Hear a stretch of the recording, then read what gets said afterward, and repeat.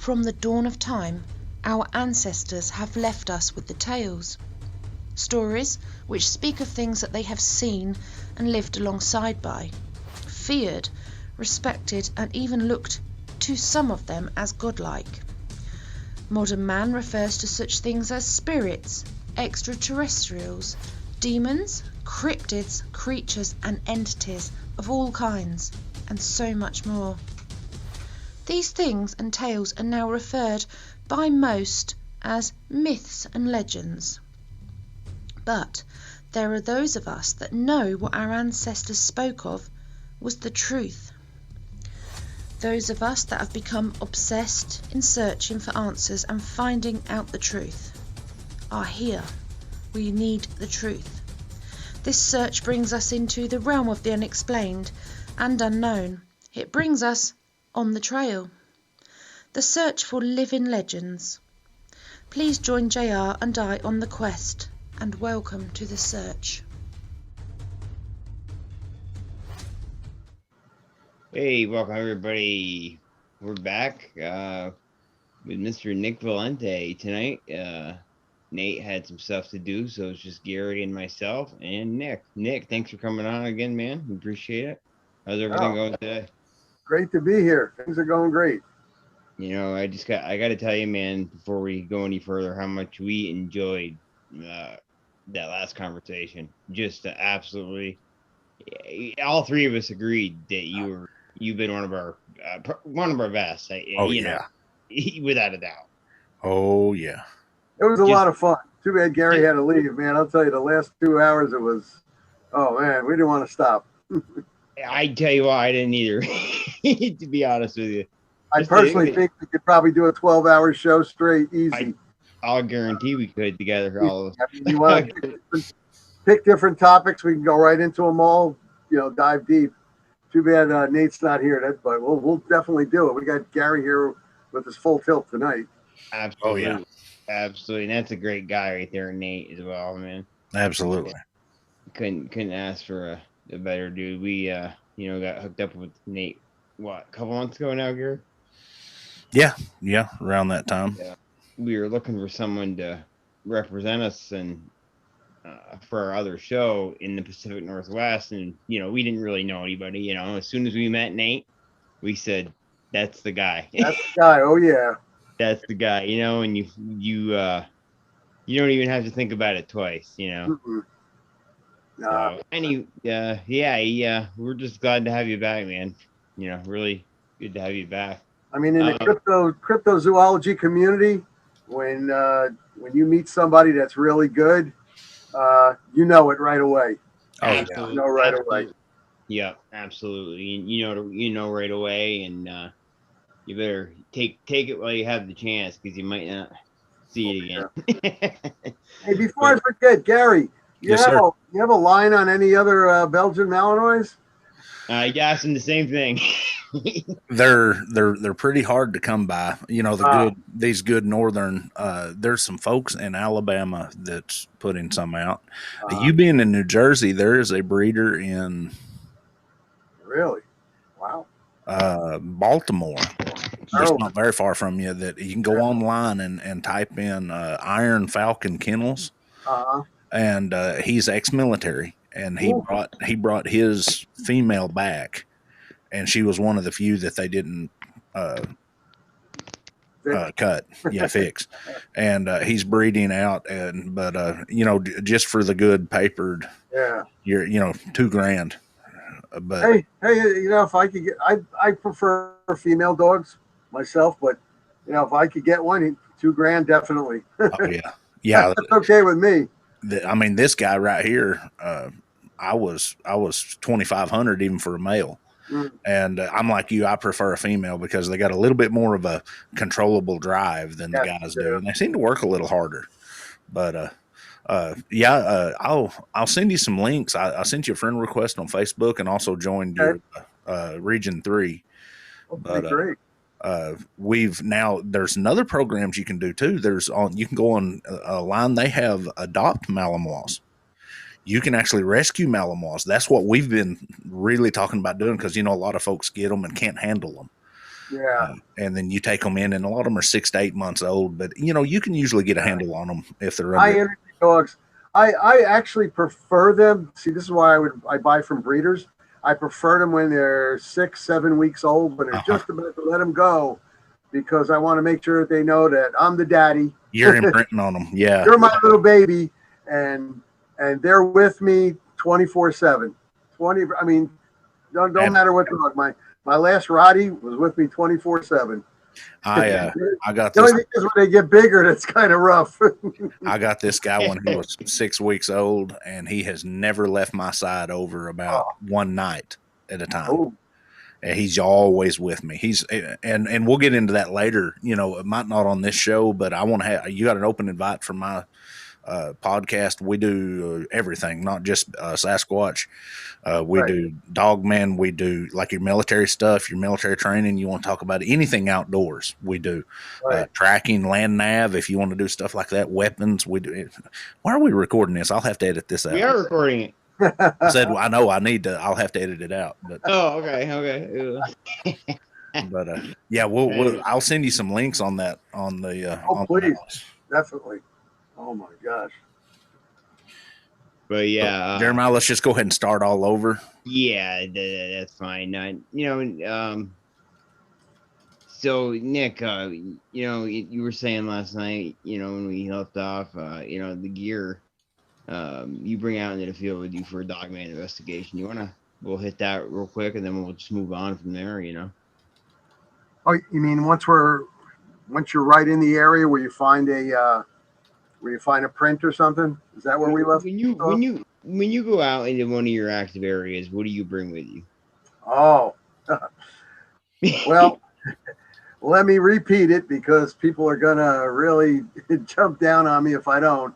The North American Dogman Project is a no-kill organization, so I want to make that perfectly clear. However, everyone has a right to self-defense. That's we right. do not go out hunting Dogman, Sasquatch, or anything. We're not out there to hunt. Research, investigation. That's all we're out there to do. However, I generally go out with a team of 7. Okay. Sometimes more. Sometimes we'll have more than 7. 308 rifle and 10 millimeter Glock. That's going to be standard because both of those will take down a brown bear. Right. And, if you have something coming at you, you definitely want to be able to take it down. Our first line of defense, however, when I go out there, is going to be bear spray. Every one of us has 2 canisters of bear spray attached right on our chest where we can grab it with either a left or a right hand. Okay. And I guess we may have covered it, and I'll pick it up for you. I also have a regular type of pepper spray, the small one, because that's for in close. That just shoots a stream. Now, the bear spray, as you guys know, will shoot 35 feet, and it'll shoot it out in a conical spray. So it'll catch whatever's coming at you. And I've used the bear spray against the bear, number 1, and it worked very well. Used it against a Doberman that was flying at myself and my buddy when we were in a forest area. He was out hunting deer. It was bow season, and this Dobie guy must have had his dog with him, and this thing was huge. It was just flying at us. You can see the spittle coming out of its mouth. I just took the bear spray down after yelling at the thing to stop, shot it, the thing dead stopped, and just ran. Wow. And it stumbled a few times, too. It couldn't see. So it really does work. Besides that, I definitely do go out what I call as electronic flashbang. And I guess we may have demonstrated these. I can see that would disorient the hell out of you. There it goes. And they're kind of hard to stop sometimes. Anyway, they're going to shoot out that light continuously. The sound will stop after about 20 seconds. But that's about 146 decibels, the range. And that's going to disorient anything. I've also used that out in the woods to very, very good results. Extremely good results. I think before we went on, I was talking with you guys, that we were out in the field on a field investigation. We were in a diamond formation, and we heard a chesty, not a throaty growl, but a growl coming from a chest. Didn't know what it was, but it was at nighttime. And we did not have any sort of night vision with us at the time. We had high-powered flashlights. We had lights on our helmets and everything, but we had nothing else. And as Gary said, nighttime is their time of the night. Absolutely. And we have a signal worked out where, we were kind of in a heavy forest area, trees all over the place. This thing was coming at us, so you can hear it. We threw 5 of these forward, and it went off, and the thing just stopped. And I could hear it. Everybody could hear it growling and just taking off away from us. And we heard it as it kept going on and on, further and further away. In that case, our pepper spray, because the trees were so close together and we were trying to get through the trees, it was so close together, the pepper may have just hit the trees and not been spread out enough. It may have rebounded and hit us, for that matter. We do carry masks and goggles to put on when we do use the pepper, so we won't get affected by it. I mean, God, can you imagine that, Jeremiah? We're spraying the pepper and the wind blows it right back at you. No, this is kind of blowing my mind, because when you go out searching for these things, you guys are going out with a lot more heavy gear than we would investigating a group of Sasquatch. Is that because they're more aggressive, the aggressiveness factor, or? Definitely the aggressive factor. When we do go out like that, fully loaded up, it is because we've got a report of an encounter, and that the person reporting that encounter, what we got from them from the interview, we just don't go out there willy-nilly. We interview the person first heavily, and then we have a second person come in and re-interview them.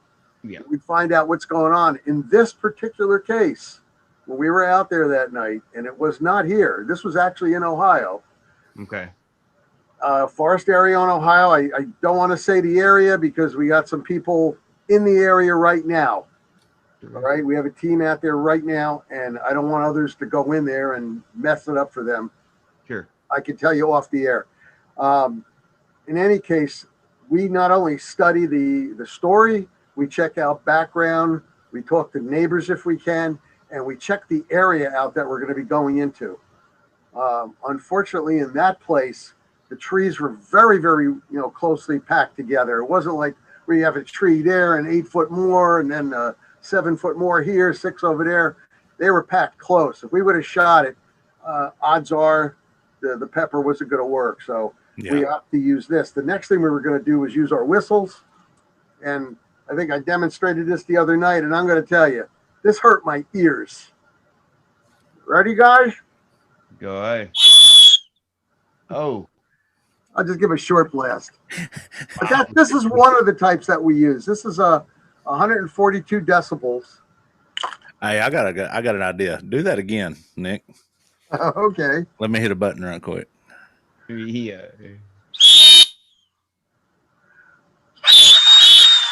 Okay, through your camera, 164. Woo! Wow. Oh my God. So you can imagine this is going to aggravate. It's going to piss off whatever is out there. And like we're saying, dogs have 40 to 45%, not percent, times better hearing than we have. Absolutely. A wolf, a bear, they also have excellent hearing. So we're going to, I try to hit them in their senses, hit them in their eyes, hit them in their, ears, hit them all over the place. I mean, just some of the flashlights that we carry. I got to blind you for a second. This is a mild version, of one of the ones we carry. Usually it's 4,000 lumens that we carry out there. And I think I demonstrated the other day the laser. Let me just shut this light off here for a second. And you can see from the background, at least I don't know if you can see it. I could hit you in the face with it real quick. All right, now that's a green laser. Now this actually heats up enough that it'll blow up a balloon. Yeah. Yeah. So, if I can get a chance and I can shoot that forward at the animal or the cryptid or whatever creature's coming at us, if I can stop them from coming, then I'm going to try to do that, definitely. So besides all the other stuff, we have that. We do carry, smoke, different color smoke, just in case, we're out there in the woods and we need rescue.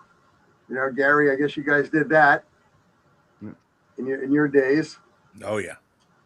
But also as a last ditch attempt, if it's coming at me, I've got the small pepper spray, and I also carry, I think I told you guys, a top knife. It's called a dark 030 knife. It's got a blade about yeo long, and it's serrated towards the back, and it's double-edged, top and bottom. So it's going to cut here and there. If something's coming at me and it does get to me, and I'm just not going to go down easy, it's why stand there and get yourself eaten? One thing that you mentioned about the pepper spray. You being law enforcement and me being ex-law enforcement and military, we have to go through the CS chambers and go through the training themselves. Oh, yeah. And the standard pepper spray that you would use for a human is, I don't know, I could Google it and pull up the actual factors, but the bear spray is like 20 times more concentrated than they recommend you not to spray it on human, because it would tear, it'll tear you up. So the stuff that we went through was bad enough. But, I've always heard that there's another individual by the name of Randy Arrington that was associated with. Jeremiah knows him, that he carries bear spray, and he carries the big canisters. Oh. And he says if it'll stop a charging bear, it should really get a Sasquatch's attention or Dogman's attention. I would, and folks, when we say this, and I want to put this out there, we carry this as a deterrent, not as a standalone issue. This is just a deterrent. Don't put your life on the line when it comes to bear spray. They even tell us in the far northwest, Nate and all them, anybody that's ever hunted bears, bear spray is just a deterrent. There's no guarantees that it's going to stop one. No. Nope. There's no guarantee for anything out there, but yeah, deterrent, if it gets them to turn and run away, well, fine. It's going to, in the least, it'll get into the bear's nose, Dogman's nose, Sasquatch's nose, and it'll irritate them, and this way they won't be able to sniff you out. But if you are attacked and you do use your bear spray and it does repel the creature, I would definitely start backtracking and getting out of there, because you're now going to have one pissed off creature out there. Absolutely. I know that it's mandatory that you stand still and get shot in the face with pepper spray. It's 4 million Scoville heat units of oleoresin capsicum, and that stuff is no joke. No joke. Now that's the law enforcement issue. Yeah. Wow, 4 million. 4 million Scoville heat units, and anybody that likes hot stuff like hot peppers. I don't know if you guys ever tried a Thai pepper. A Thai pepper is about yay big. Yeah, brutal. And those suckers are extremely hot, and they concentrate that stuff. And the reason that the bear spray has to be so concentrated and it's so high is because it has to shoot out in a conical type of a shape, so that when the bear's coming, you're not just spraying a little tiny squirt. Like I said, this one here it's like a squirt. It'll go 15 feet, but it's just a straight spray. And that's one of the other things. Once again, that's my last ditch attempt. I think I told you guys I was with my buddy of mine. I'm with him an awful lot when he goes out bow hunting as his backup. Yeah. And we were up in this blind, up in a tree, and a black bear started coming up because my buddy was eating a morning sandwich. He had 2 of them, and I'll tell you, you could smell that sausage from a mile away. No. That bear started crawling up the tree, and I'm like, I don't know what we're going to do, but he wants your sandwich, There was nothing left of that sandwich after he finished it, but I shot the bear with this here right in his snout, and he just dropped. He dropped. about 12 feet, right down, bam. Didn't hurt him at all. And he looked to be a very healthy bear, about 400 pounds, black bear. Good size Very, black very bear. healthy. Yep. Jeremiah, when he hit the ground, it didn't even look like he got hurt. You can imagine all the fat and the muscle on that thing. Oh yeah. Gosh. Layers of the hide, fat, like you said, muscle. Nah, 12 feet. You know, for an animal that size, Nothing. Yeah. And they're used to that stuff. Look at panda bears. They love to climb trees and they're goofy, right? And they fall off these damn things about 15 feet up and they hit the ground and they go running back up. Yep. So you can imagine how dangerous something like that is. Oh my God. Even panda, I don't think people realize how dangerous a panda can be. Everybody thinks they're cute. Yeah. You know? Well, I mean, they're a bear. What do you know? I mean, yeah, they can be ferocious, you know.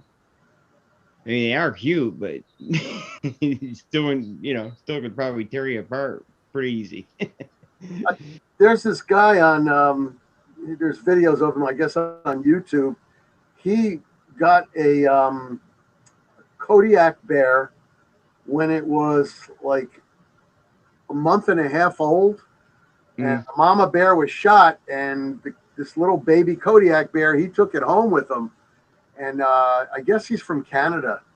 And today, that bear is about 1,500 pounds. Yeah, Bart, is that Bart the bear? Yeah, it thinks of him as his daddy. Yes. And when that bear wants a hug, it wants a hug. Yeah. It makes me shudder. I'm 5'10", 205, right? And I don't care. I lift a lot of weight and stuff, but I don't care. That thing is huge. It makes me shudder when I see the way it grabs this guy. Yep. And it's like, come over here. I want a hug, Daddy. You know? Yeah. 1,500 pounds. Amazing. It is. I don't think people can comprehend. You know, it's like we always talk about, you know, when it comes to these creatures, for lack of a better term, I'll say, I hate the word creature, but I'll use it for now. Cryptids, creatures, whatever. Yeah. Target species. Target species. There we go. I don't think people can really understand the size of either target species, whether it's Dogman, Bigfoot, how big they really are until they see one in person. They can't fathom it. You know. Well, like we said the other day, go to a professional NBA basketball game and go stand next to one of the centers. You know, the guy's 7 foot, 7'2", 7'4", and he's kind of small compared to what a Sasquatch is. And I mean, come on, a Sasquatch 10, 11, 12 feet tall, 12 feet tall. Yeah. That's why I tell people a lot of times, like when I do an in-person seminar, I'll do the whole thing soup to nuts, you know, with all the stuff that we carry and all that. But I'll also tell them, I'll say, listen, get yourself to a zoo sometime and take a look at what these animals really and truly look like, you know, and how big they really are. And then, you know, then you can understand what you're up against when you're out there. Yeah. You know, and some people have never seen a snake, for crying out loud. You know, it's like, you're right. It's like, okay, yeah, let's pack up the family and go out there and find us a Sasquatch. And that's and to me, that's a problem. You know, it's a big problem. Yes. You know, people don't understand, you know, a lot of these things, these target species that we all research, they can get nasty, you know, and they do get nasty. You know, they are, you know, they can lay a hurting on you, you know. You know, and I think it's important that everyone knows how to defend yourself. In saying that, that kind of opens up one of the things that I wanted to kind of discuss with Nick. You know, Nick, with your tactical background and your expertise in this matter, you know, y'all go loaded for bear, for lack of better terms. I mean, you're rolling a level 3 ready to rock.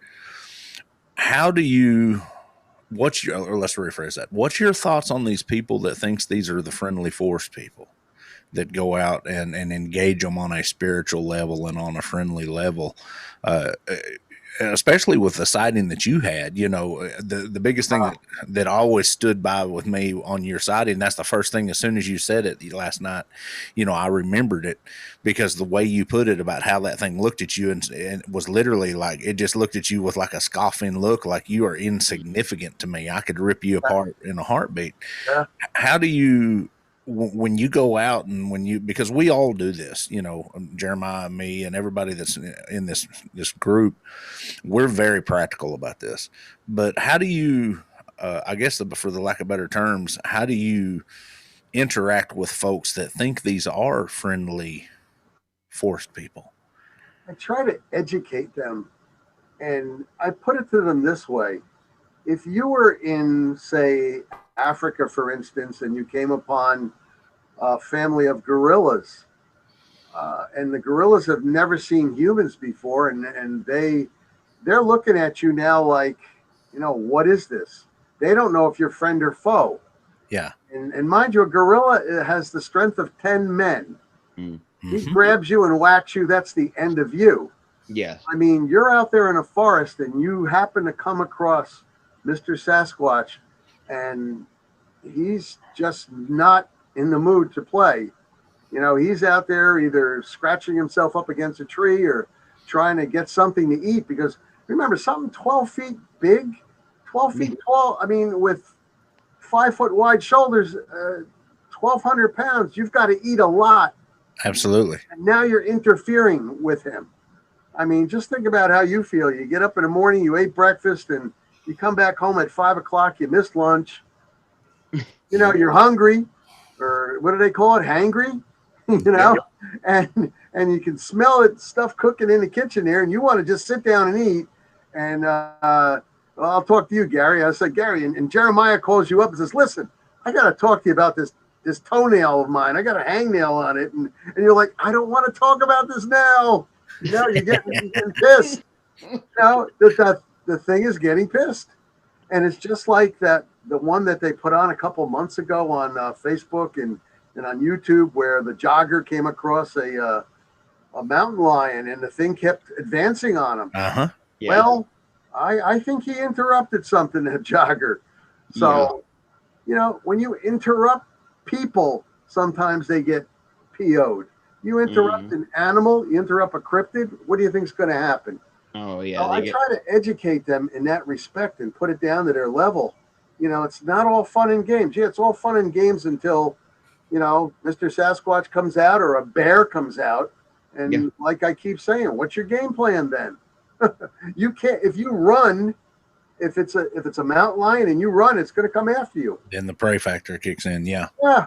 And it's going to go, oh, joy, let's go. You know, I can't educate them enough. And I tell them in the least, please go out there with 2 cans each of bear spray, in the least. Yeah. And a whistle such as this, and you said what, 160 some odd decibels? Yeah, that was through your microphone. Well, see, and you can imagine what it was here, because it was hurting my ear. I put my one finger in there. But you can imagine what it is here. But see how easy it is just to put this around your neck and just walk with it. I try to tell them you got to take safeguards. And, you know, you can't be out there looking in a known cryptid encounter area and you're bringing your kids, you know? Yeah, that's one of my factors that I always get after people about is, you know, if you want to go have a family outing, go have a family outing. Leave and folks, I'm sorry if this hurts your feelings, but this is truly how I believe myself. I take my wife and my dog, but people don't understand. My wife is tactically trained. That target right there, 600 yards. 3-inch pattern, 10 rounds with a 308. And as Nick can verify and Jeremiah can, my dog is highly trained. Yeah. It's not a family outing. Can be dangerous animals or entities, target species, however you want to put it. Yeah. Especially the Dogman. I've never heard, and I've taken a lot of reports. Of course, I've not taken as many as like Vic Cundiff and stuff, but I've never heard a good report come about a Dogman. Never. No. I haven't either. Well, that's what we were just talking about before. I have a team out in Ohio right now, and it's a pretty bad one. It's a pretty bad report, and I'm just hoping nobody from your channel tries to go out there, because they'll be out there for a few more days. I don't know when this is going to come out, but I don't want them to get interfered with. The same as when I had my sighting in 2013. Encounter more than sighting, because I was right there 30 feet away. Yeah. I told no one about that. I took teams out into that area for years trying to locate, and nothing. The last thing I saw of that Dogman was a spherical light, an orb, at about 130 feet away from where I was standing, and that was the end of that after he left the area. And that seems to be the norm. Like I said, I had done a 367 case study, and in 90 some odd % of them, you had lights before, lights seen after, and I'm talking about in the sky. And most of the time, you had lights seen before and after, and a heavy glow after. And then, I'm going to repeat myself. 20 minutes to 2 hours later, this is the time frame, they had UFO sightings that was reported. So I'm thinking outside the box, and I'm trying to piece together, where these things can go. Now, just speaking with Squatch Man the other day, I had a great time to be able to interview him on a couple of things that I was kind of on the edge about. And I asked him about that. I asked Greg Yost, I said, Greg, when a Sasquatch is seen, like, going towards a field, and like there's footprints on the ground and the people are following it, and suddenly right in the middle of a field, and there's no trees around, no trees within maybe 50 feet of the area where the last footprint was seen, how is it that right in the middle of the field, it just disappears?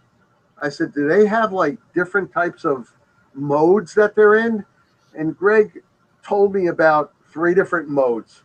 He says, well, they have the first mode, of course, where the color of their fur, and a lot of times with a Sasquatch, from what I understand, and you guys being Squatch guys, you definitely stop me if I'm wrong, they'll rub themselves on grass and other things to almost appear camouflage, with the black hair, but with the green and the brown and the dirt and everything, they'll blend in.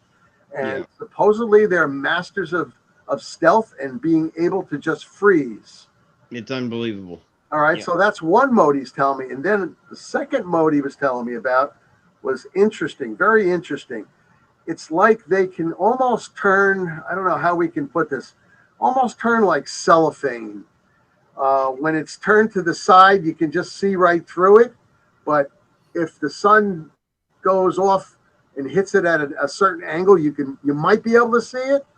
But they have a mode where that's the second mode they can go in, like a cellophane type mode. And then the third mode, which he called it something else, and I'm forgetting it right now, but it's an energy mode. And I'm thinking maybe there's something to all that. They can turn into a orb of light and just take off. Here I'm saying there's possibly an alien ship that beams down and takes the Dogman or the Sasquatch up. Or, what Greg was telling me, they have an energy mode, a light orb mode, and poof, they just disappear. There's been so many reports that I've been reading. I mean, I did 367. I never stopped, guys. I'm like 36 books behind right now. I've got articles, papers to still read and everything. And the more I'm reading, I'm not only doing the Dogman stuff, I'm doing the other cryptids, because cryptozoology is my passion after all. And I'm out there to prove or disprove that they exist. And the more I'm reading, the more I'm putting other factors together that might be. And, they might be connected to extraterrestrials. They might have that power themselves to, go turn into a light orb and just disappear. I mean, because I've read about 30 some odd cases just in the last few days where people had an encounter. The Sasquatch allowed them to see, to see them, and then it walked off, and poof, next thing the people know, there was a orb of light and they're gone. Yeah. Jeremiah, I think some of the stuff you were showing me, amazing, amazing. Yeah. And I don't know how high up those two spears of light. I guess those are eyes. But we've been trying to figure that out, and I mean, I'm sure you notice that the part where it comes together and then keeps blowing up and getting smaller. Yeah. Yeah. It seemed like, when my wife on the video was talking to it, I don't know if you noticed, but that's when it would. It's almost like it reacts to you. Right. Very, very, very bizarre. And that's just the tip of the iceberg, Nick. I've got film upon film of stuff like that before and after activity. That particular one happened. We saw that one 2 nights before my stepdaughter, she's 18. I bring her out once in a while, make sure we're probably safe. When I bring her, I don't bring her too far in anywhere. But anyway, we actually physically saw him, 2 nights after my wife and I saw, that what you're speaking of, and I will add, folks, too, that are listening out there, my wife, my wife as well. She's been an investigator 20-some years, and she knows how to take care of herself too. Do I recommend? So it's like Gary said earlier, just make sure, people know how to handle themselves out there and know how to handle the gear, if you will. Now, when you were out there, did you experience any infrasound? Did you experience any mind speak? There's one, I can't say for sure, but I've told Gary, and I've talked about this several times. There was a time in the past where I think I was hit with infrasound. I was deer hunting, and I had my back against a tree, and a big fisher came up, and he got on the end of this tree, and they're not afraid of anything, and he stands up on 2 legs, and he curls his neck, and he stares at me, kind of letting me know, hey, I know you're there. You're not scaring me. I didn't want to shoot the guy. I didn't want to shoot him, but he's about 20 feet away, and all of a sudden I see his eyeballs look behind me, and I hear something walking bipedally, and as soon as I turn to take real slow to take a look, my equilibrium got thrown off. I got nauseous, and all of a sudden something just ran, boom, boom, shaking everything. You could feel the steps. You know what I mean? And I started vomiting, and heavy vomiting, and I couldn't stand up, and and it took a while for me to come out of this. So headache. If there's ever been a time where I feel like I've been hit by it, and I'm a strong believer in infrasound. If other predators can do it. A tiger for number one. Oh yeah, does that, and that could throw. I mean, even if you're on the other side of the cage, when they put that infrasound out at you, you could feel it right in your chest. Yes, and you can just they're threatening you. They're sizing you up. Absolutely, and so that's I'm positive that's what caused that, because there would have been no reason for me to toss my cookies like that out of the I wasn't sick. I hadn't eaten anything. As this thing's going by, I go to look at it, and then my equilibrium gets thrown off. I lose all thought, and just heavy vomit. So yeah, I do believe I believe I was hit with it. Yeah. Well, just so everybody out there in the audience knows, what we're talking about, 2 different things: infrasound and mind speak. We'll get to mind speak later, but infrasound is something that resonates directly at the brain, and it can produce things like fear and anxiety and even anger. But it could give you disorientation, nausea, vomiting, bowel spasms, incapacitation. It's such intolerable sensations that you just want to, get away from it. And sometimes it'll freeze you. That kind of infrasound where it freezes you up. And that's a good point. And I forgot to mention that. And I'll let you finish before I get into this. You remember that old term we've always heard as a kid, frozen in fear? Yeah. Mm-hmm. It makes you wonder, because that term actually came from the Hindu of India dealing with tigers. Oh, yeah. Well, that's actually pretty good point there, because I tell you what, I've been there. My second encounter with that female makes me wonder if she hit me with something because I was frozen in fear, and maybe it was a combination of the fear and something she threw at me, like infrasound. I don't know. Yeah. But even if I had wanted to, yank that rifle off my shoulder, which I am not pro kill either, Nick. Neither is Gary. None of us are. We're not pro kill. I will defend myself. And she kind of gave me the look. I go ahead and pull it if you want, but I will get to you quicker. And you aren't gonna like it. And the look she kind of gave me was, you go your way, I'll go mine, and we won't have issues. Well, the U.S. military, they have for a long time been experimenting with high volumes of infrasound. Mm-hmm. Yeah, and that can directly affect the human central nervous system. And besides anxiety, it'll cause disorientation, and a lot of people, like I said, in the research that I have done over the last 6 months, a lot of people with their encounters, and I've spoke to, well, I'd have to say close to 16 people that said that they felt anxiety and then they felt calmness, and then the next thing they know, they didn't know anything. They sort of lost consciousness of what happened, and they found themselves in a different place than where they had the encounter. They know they had an encounter of some sort, but they were in a different spot. And then it slowly came back to them, but not all of it.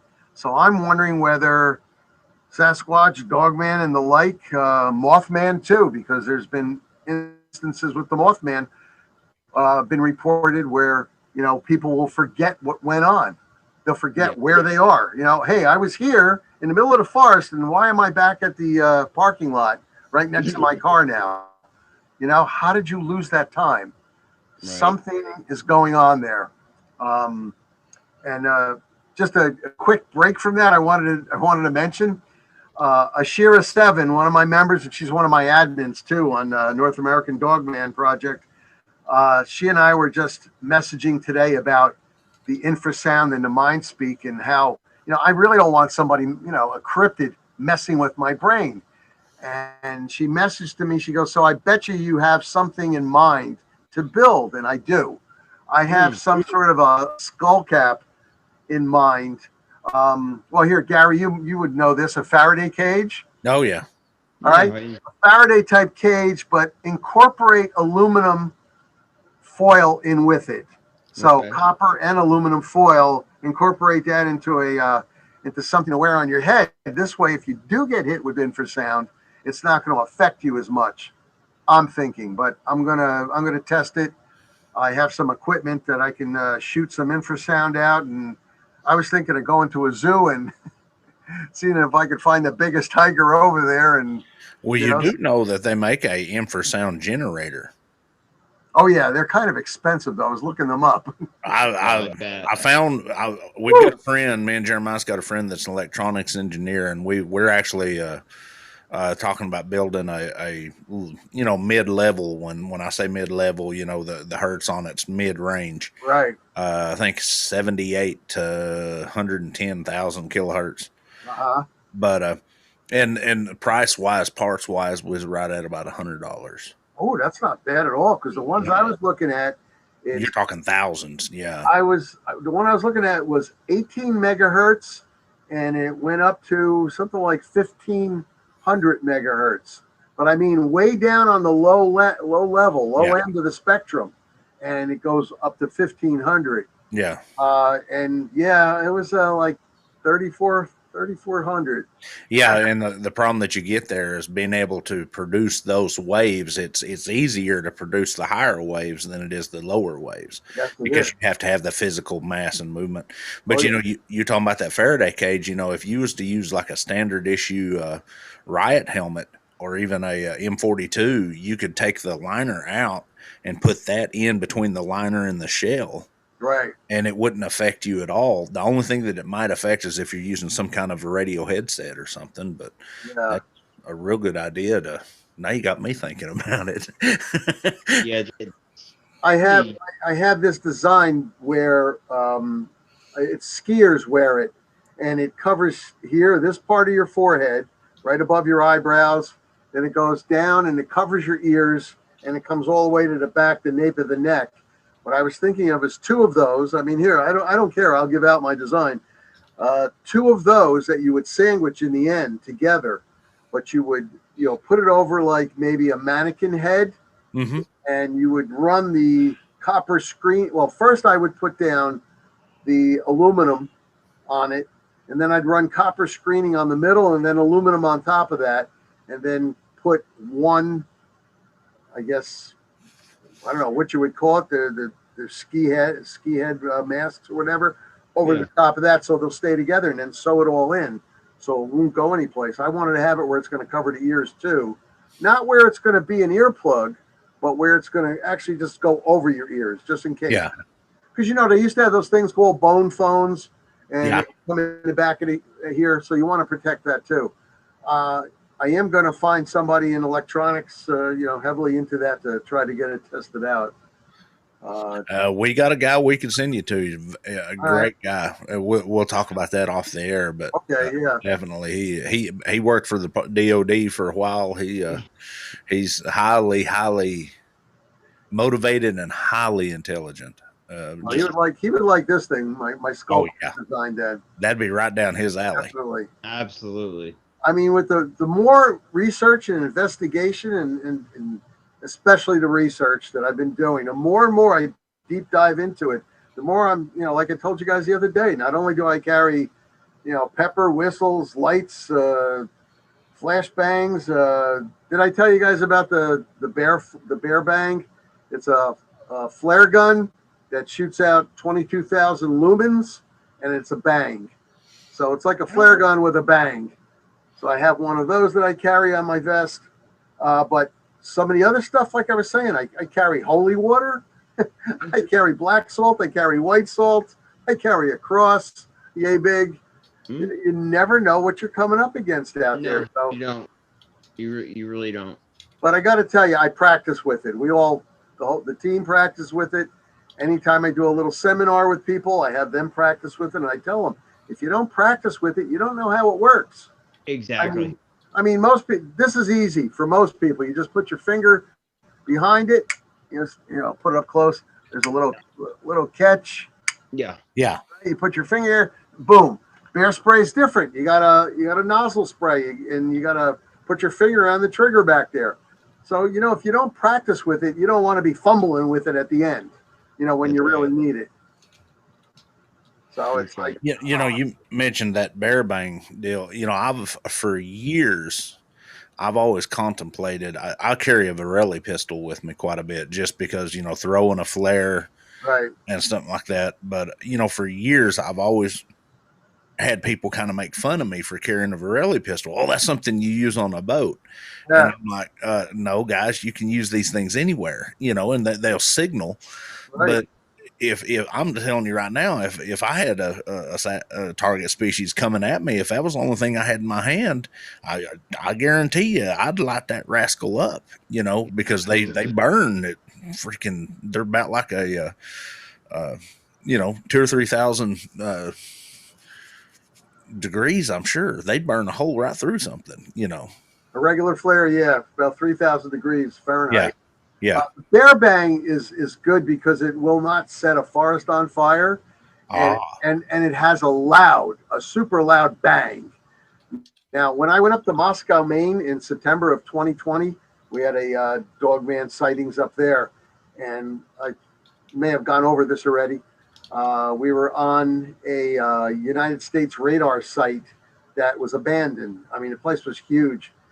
We went back at nighttime with an ATV, 4 of us in the ATV, and it was pitch black. You could not see anything. We had spotlights in our hands in order to see anything, along with the lights on the ATV. But I wanted to demonstrate it, and Jean Tewksbury filmed it. Jean Tewks, I mentioned her. She's from the Cryptozoology Museum up in Maine. She filmed it, and it was impressive. It was pretty impressive to me. I mean, if a bear was coming at me and I pointed it and let it go, he's got 22,000 candle power hitting it in the eyes, and you got a big bang, you know, and it's not going to harm anybody, but it should distract, at least long enough for me to get out my bear spray. Absolutely. Right. And if it doesn't run them off, you know. Oh, exactly. Yeah.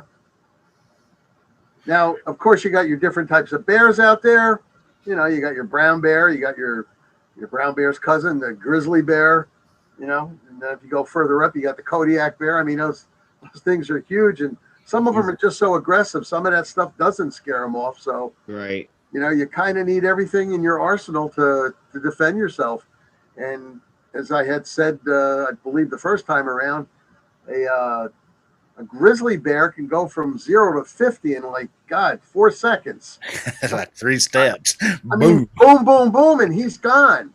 And we're talking, 1,000, 1,200 pounds coming at you, and 50 feet, he's covered.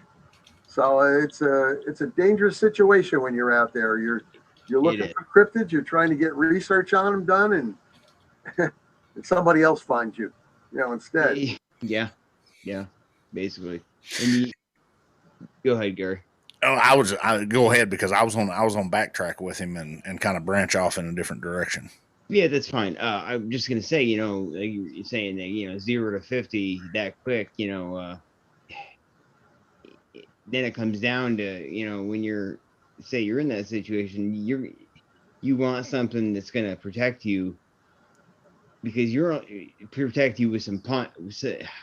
I'm probably gonna get shit for this from people, but you're gonna want something with some punch, because in all reality, if you got to defend your life from something going from 0 to 50 coming to kill you, okay, how many shots do you think you're gonna get off in that amount of time with a firearm? 1, maybe. Your regular person will get off 1. Yeah. With my 10mm Glock, I've got approximately 5 shots in that animal already, and but this is from practice almost daily, either in my house, not with a firearm in the house. I use the what do you call those little pellet things? Airsoft pellet guns. I have one, and I have some targets set up in the house downstairs in the basement. I got like a 42 foot long basement area that I can fire in, and it's constant, practice, and going out in the range, because you really need a 10mm Glock's got a little bit of a kick to it, even though I've got it worked on, I've got it ported in the front. It still has a bit of a kick to it, but I'm going to be able to put 5 shots in it before it's gotten on top of me, and hopefully I'll have shot the bear spray out if I see it coming first. Yeah, the bear spray could be out there, maybe dissuade it. See, now you done got on another split off. Oh yeah. Let me throw something at you, Nick. I'm gonna. Now, folks, when I say this, everybody that knows these shows and knows my standings on a lot of things and on these things, if we want to call them that, I'll go ahead and say it. I spent 8 years with the 75th Ranger Battalion. One of the best. I was in the top 10% in the nation in tactical evasion, seers, tracking. When I seen the Sasquatch that I seen, now that we are realizing as time goes that my experience was a little bit different, because I was asleep and I woke up and I seen one looking in the window at me at 18 inches. Nick, the reason I'm bringing this up now to you is because I'm going to say this is for the folks, and this is nothing against you, Nick, nothing against anybody out there. But and I love how Nick put that. Me being trained like I was, I've been in combat. I'm a wounded vet, combat vet. I know what it's like to be in combat. We are trained. We are specifically have a skill set over repetition, muscle memory, training over and over and over, just like Nick says now. The average person, when I seen what I did, I screamed, lost control of my bodily fluids, and then reached for the pistol. When I reached for the pistol, the thing vacated the area. Key point. The average person, and I know I'm probably, just like Jeremiah says, I'm going to get shit about this. I will look 90% of the people in their eyes. If they have a face-to-face, they're the last thing they're going to think about is that pistol, is that camera, is their cell phone. It's going to take people with specialized training.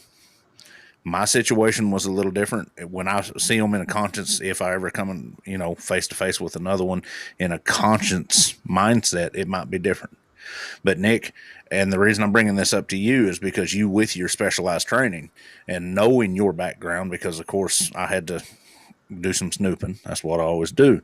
I have no doubt in my mind that you and your teams will react accordingly. But like you said, the average person is not going to do this. Right.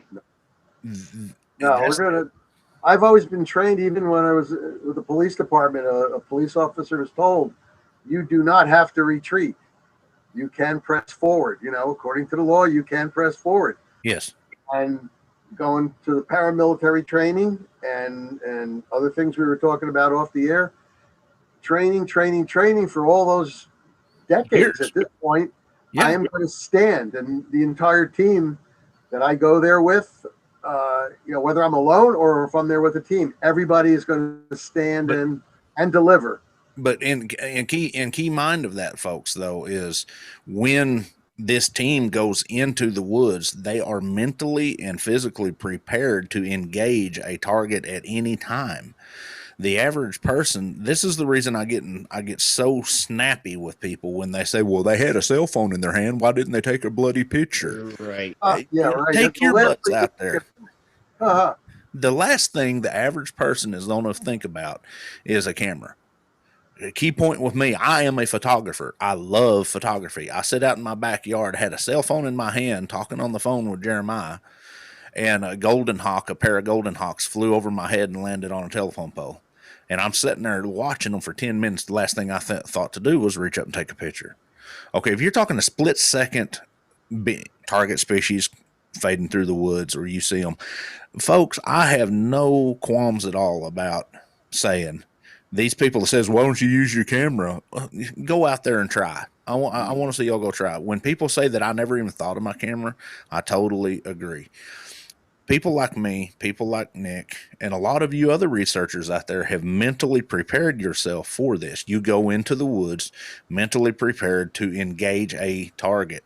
And when I say engage, whether it be observation, whether it be tactical engagement, you're still in the same mindset. You're preparing your mind for this. In my situation, I had went out there to do research, but I was asleep and I came out of we always called it that first 3 seconds, that you're incoherent when you first come out of a hard sleep. And then when I got my engagements to me, I was able to grab for the pistol and it vacated the premises. But I had training to instinctively grab for that pistol. Nick, you have the training. You will instinctively engage that target or grab that pistol. 90% of the people out here is not going to do that.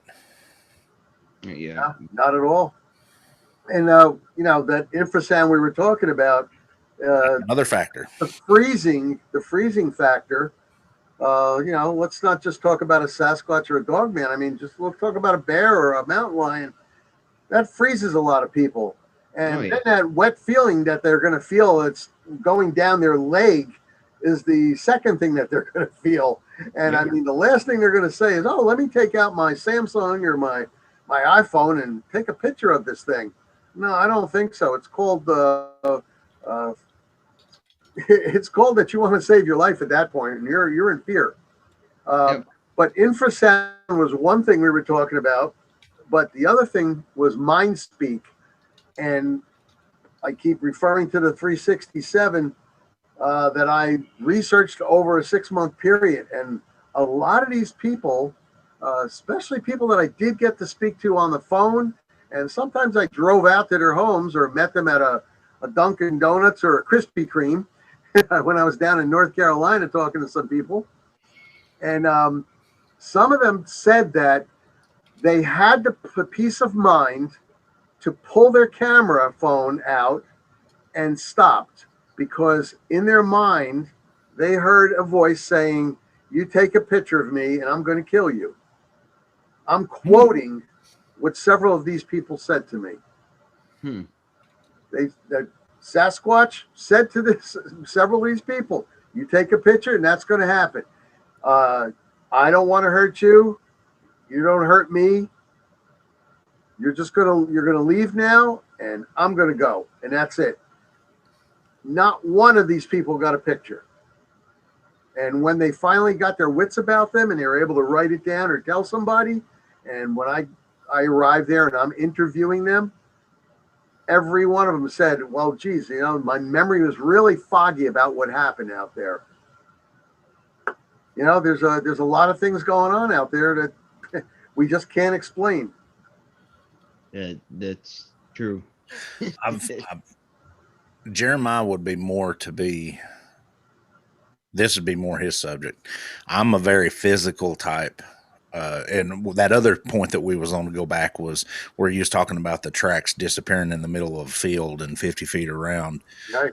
I've got explanations for that. I've seen that as a tracker. These things can jump 30 to 50 feet very easily. Really? And they also hide their tracks. We've got testimonial proof of that, but but I've never experienced the mind speak, but I do know that seeing the one that I seen up close, there was definitely a level of enough intelligence there for the capability. I'm not going to say these things don't step out of, Jeremiah laughs at me when I say this all the time, but if I see one step out of a portal or if I see one step out of a UFO and wave at me, I'll be the first one to go jump on that bandwagon and say, well, they do, because I've never personally seen it. Right. But the capability is there. We don't know at what level these things move at. And especially the Dogman. To me, the Dogman is demonic. Or it's every experience that I've heard people that's dealt with this thing, they follow you home, they get kind of aggressive with you, they play tricks on you, they it's like they feed off of your fearful reactions to them. And just like yours, Nick, the way you engaged it, I mean, coming from a guy like you, that's very prolific for me, because knowing your background and knowing, you could literally say that we almost trained with the same crews, because half of the guys that you trained with was probably in my profession. Oh yeah. And you saying that the way that it engaged you, that's prolific. It just didn't care. It didn't care. Yeah. It stood there. It had the deer in its right paw and took another bite. I mean, to me, that's having a set of brass ones over there, just standing there and you're eating it. But, like I said, we went back the next day and I was able to measure the height, unlike Jeremiah, because he's in the dark over there with the stuff that he was showing me on the internet today. But I was able to measure the height up against the pole on a stop sign. And I estimate 7'7". And I also estimated about 450 pounds of raw muscle that was in front of me. So, I mean, I guess if I was 7'7" and 450 pounds of raw muscle, I wouldn't really care too much about anybody either. But of course, he didn't know what I had in my hand, either hand. But once again, interesting. how many, you've taken a lot of reports and so have I. How many times have we heard of guys engaging these things and they just shrug it off like it's nothing? Yeah. I know of 2 reports of multiple 5.56 ball rounds, and it just that's the reason they think they're more spiritual. And the thing just kind of shrugged it off and turned around and walked away, 5.56, nah. I'm a 308 man. I'm 308. Yeah. 308 all the way. 308's the smallest caliber we have in this house. I got special rounds that are loaded for us, and they're 200 grain, and the same with the 10 milli. Those are 200 grain, and that'll stop a bear. Damn, it should stop anything. And never hollow points. That's another thing. Never. Yeah, hollow no. points. You need got to to pierce through all that muscle, all that fat. But I would have been, not that I really wanted to push the envelope, but I would have really been interested to see what the pepper would have done, because that would have been my first thing. It was in my left hand. I was ready to go with that. That would have been interesting. My first thought is you spray him with a pepper spray, and he kind of looks at you and mind speaks at you and says, he goes, a little here now, too. Okay, a little here. Or he looks at you and takes it away from you and sprays it on you and says, I like it with hot That's sauce. not nice. I didn't think of that, Gary. I didn't think of that at all. I tell you what, if one of them takes that stuff away from me and turns around and sprays it back at me and says, I like mine with hot sauce, I'm just going to fall on the ground and say, eat me now. Yeah, get it done with. Get it done with. Yeah. Oh, man. But I mean, you think about it, the physical mass and the physical capabilities of something. If you take the speed and the range of say 150, 200 pound wolf, they'll pull down a moose by themselves. Sure. Yeah. And if you multiply that, give it the intelligence and the bipedal capabilities, what a beautiful animal. Oh, yeah. And the same way as Sasquatch to me. Sasquatch is beautiful to me. The more we're tracking these guys, I'm in a group of trackers. We love to track because we learn biomechanics, we learn behavioral patterns that way. And the more we are learning, these are so beautiful of animals, so smart. So, I mean, we've seen trackways where they step from tree root to tree root around a tree and then go to the other side. I've seen them just like we would, enter a creek, walk up the creek line in the water, and then go out the other side. They're such a majestic and beautiful entity, if you want to say it that. You ever notice that they like to stick to the ridge lines? Or halfway up a ridge line. Yeah. Yep. A ridge they don't line. want to be silhouetted, but they'll ride at the same thing we would do. They could disappear on the ridge lines, so much easier, and tactically they could see the prey so much easier from a ridge line. And the biggest thing for us down here in Oklahoma, we always see them like halfway up a ridge line and game trails below them, but they've always got multiple egress reports. They can go straight over the top of the ridge, or they can go down either way into an alternate canyon and run out. It is so wonderful how these guys set up. We've got pictures of blinds where then they'll go down on a trail and break off limbs and lay them across the trail. And people don't understand that deer and rabbits will divert just with the smallest thing across their trail, and they'll meander up by their little stand. And we've got reports and I've seen the tracks of them where they be behind like a broken down cedar and then jump out and jump on top of just the way they do things. And now a dogman, I don't know, because I try to stay away from them. I'm going to send all them up there to you. You can have all these Oklahoma dogmen up in New Jersey. I don't want them around here. It's funny where we're getting more and more in the northeastern area, more reports. I have a gentleman that contacted us from Pennsylvania, Easton, Pennsylvania. Oh, I shouldn't have said that, but from Easton, and then a couple other ones up from North Jersey, and then right over the border from Jersey into New York. We had a situation last year where I actually took the team up. I guess I shouldn't say that, but here, this will impact you directly, Gary. I'd like to get your thoughts on it, since you do have a Belgian Malinois. We went to this town, and how can I put it? It's extremely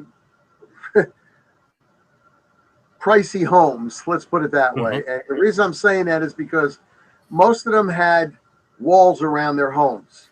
And we're talking about 5-acre zoning. So they had the big house in the middle, and then they had like brick walled, in area. And then you had to get through the gate to get to them.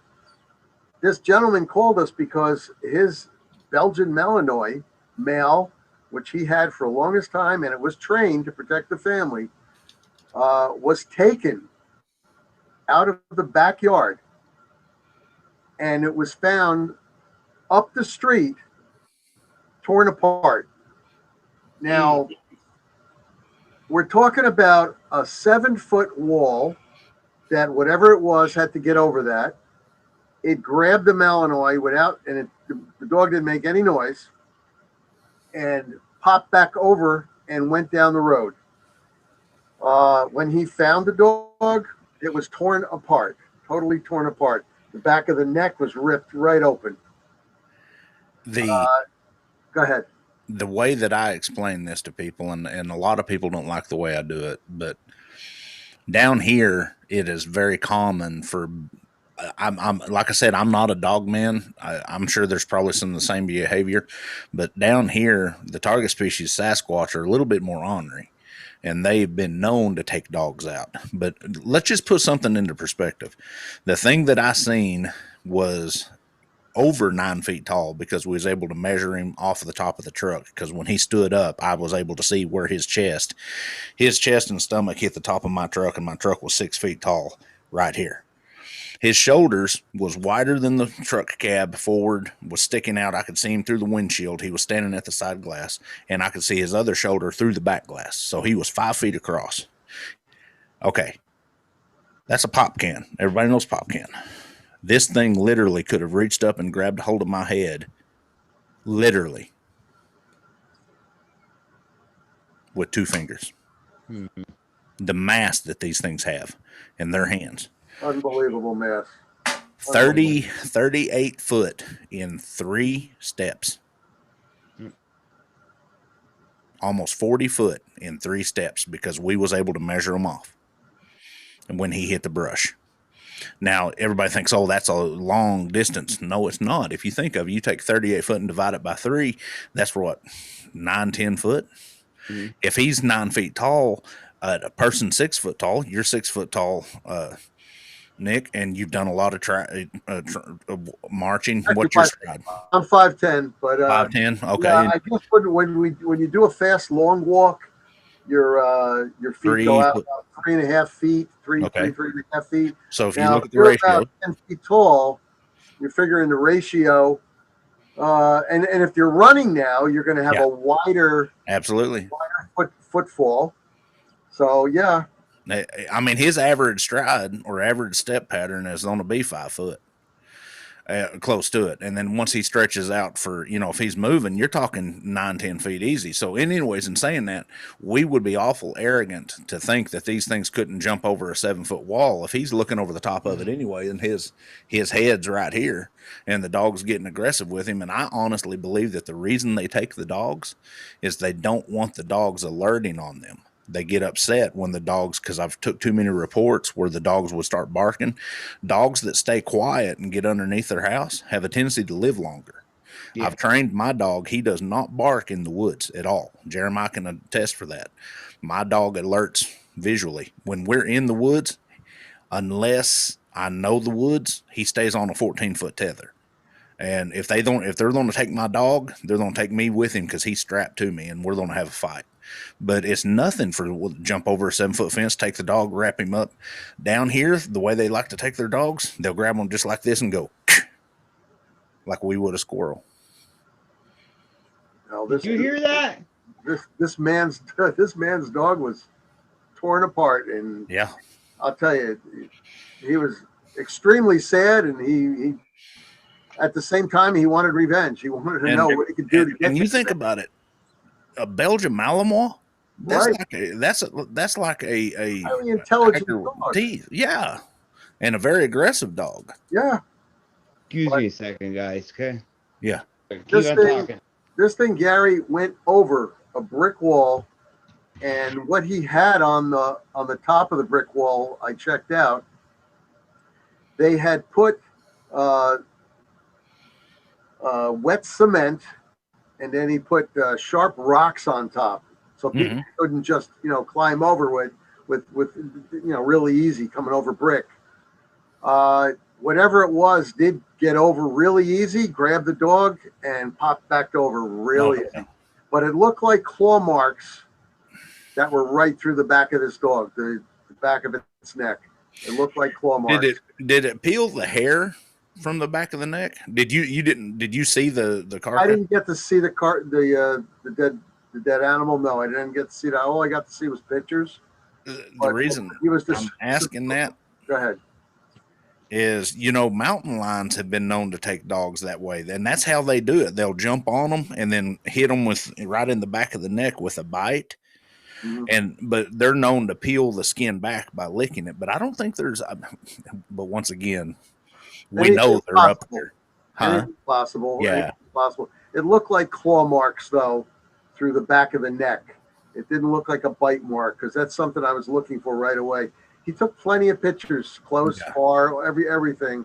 And I don't think a bear would do. I've never seen bear behavioral pattern of taking them by the back of the neck like that and just leaving. It could be. I mean, I've seen them bite on the back of the head, but the ones that are known for biting the back of the neck like that is a cat. Yes.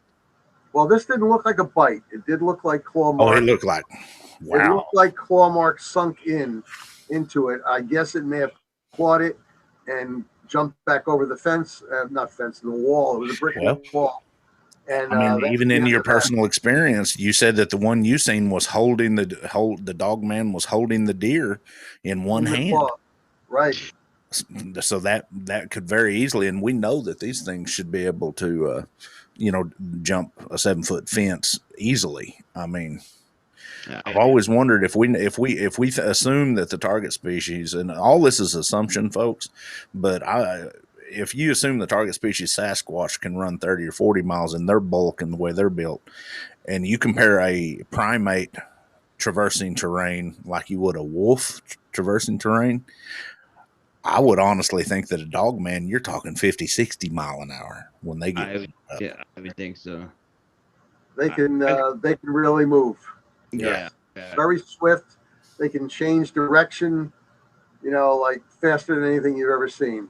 Yeah. So, I mean, all the reports we've gotten that people actually saw some kind of movement from them, yes, they are extremely fast. And like Gary said about like a 200-pound wolf taking down a moose, if anybody's ever seen a moose, now a moose is not a friendly little thing either, by the way.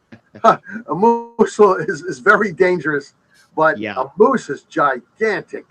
Unbelievable. Gigantic. And they've got, the rack over there that's very, very dangerous also. And for a 200-pound wolf to take one of those things down, Jeremiah, what do you think one of those weighs? A big bull, mature bull. But so we have 12 to 17. We have the four subspecies of moose in the U.S. in North America. Our the East Coast moose is the second largest. The big bull will get up to about 1750. Oh God! Can you imagine that?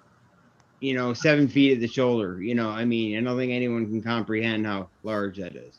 And how vicious a wolf has to be at 200 pounds exactly. to be able to take down a moose. And they're not gentle creatures, a moose.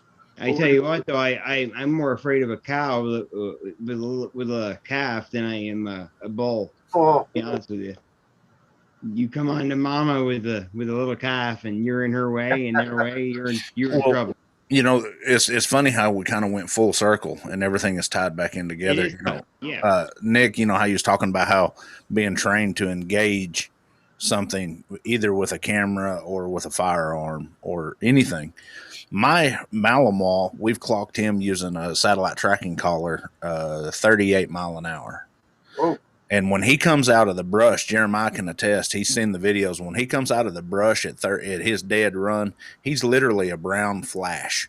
That is a hair missile if I ever seen one.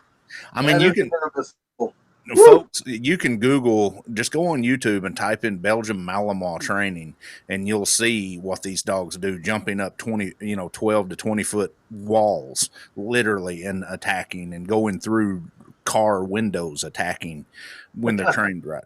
Well, you figure something. This dog I got is 60 pounds. He's got razor blades in his mouth, but at 38 mile an hour, he's in a brown flash.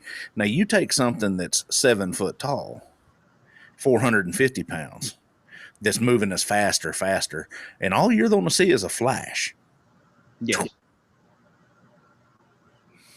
Then you give it the intelligence that these things are supposed to have. Folks, when I say the night does not belong to us, and I don't say it lightly. I don't understand how I do my research during the day. At night, I hunker down in a camp and I'll call the target species in, or I'll listen for audio. You got to be awful brave. After the more I've learned about them, and Nick, you might be a little bit different than that, but the more I learned about them, because I research with one or two guys, and the more we learn about them, the more we find out, we're in their territory. They're not in ours. Mind you, I'll go out with, 2 or 3 other people. But when we get a full-blown report that's serious, and like I said, after we investigate everything, including the area, then it's time to, have enough people to be able to bring some smoke, because you want to go home. Yeah. Sure, I'll be out there how many people are really willing to be out there at 11, 12, 1, 2 o'clock in the morning in a forest area? 3 miles away from a road, and you're out there, and that's it. Yep. And you're going to go so far, and if you find nothing, then you got to backtrack out. Takes us, to go 3 miles. It's going to, in the forest area, it's going to take us about an hour. Yep. To walk back out of there, depending on the terrain. Absolutely. And we're not going to sleep overnight there, because it's just not worth it. It's just not worth it most of the time, because you're going to have to set a guard of 3 people. So, with 7 people, it's 4 down and 3 up. And you have to, pay attention. And what are you going to do? You get a couple hours of sleep each, and that's it? We're better off just walking out of there. Yeah. But one thing that, and Nick, I'm not doing this just because it's you. I would say this to anybody, but one thing that y'all are doing is you're walking in with a tactical mindset. You're carrying the proper equipment. You're doing the proper training. You're not going out by yourself. You know how many times I've ripped up Jeremiah for him and his wife going out, and I know him well, and I care for him. And he's literally called me and sent me or go live with our little private group, and he's showing us pictures of aggressive behavior. And I'm like, dude, you need to back the hell up. Y'all are going in with that mindset. It drives me nuts when I see people, I've got my recorders and I've got my cameras and I'm going out here by myself. Another thing that drives me nuts, people going out wearing their camouflage and all tactical and stuff. And, we're going to sneak around out in the woods. I'm like, guys, you're just doing that for your own good. Yeah. You're not going to out sneak these guys. I was one of the best, and I just walk out there like hey guys, how you doing? I just go about my business. Yeah, you're stepping into their terrain. Yeah, you are. And I do break. I will admit I break my own rules every now and then, which is stupid. But Jeremiah calling me up, I think they just did a wood knock over there, and I'm like, no dude, that wasn't a wood knock, that was a rock going flying by your head. By my head. Yeah. I live in the woods, Nick, and we've had a generational thing going on here for years with a family group, and so it's they'll come up and tap on the side of the house, and just to say hello. Just to say hello, I guess. But it's don't get me. We've got other spots as well where we would not do that. Well, Nick, you being where you're at, I don't know if you know him. There's a fella out of Pennsylvania and Ohio, young gentleman by the name of George Workman. Do you know of him? He has the Ohio Pennsylvania Bigfoot Dogman Association.